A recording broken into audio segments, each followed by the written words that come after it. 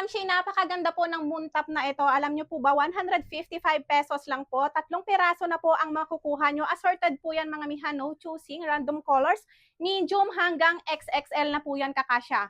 48 inches yung bus mga miha. So, disclaimer lang, sukatin nyo po dito sa may bus nyo. Sagad nito 48 inches at may haba po itong 25 inches mga mi.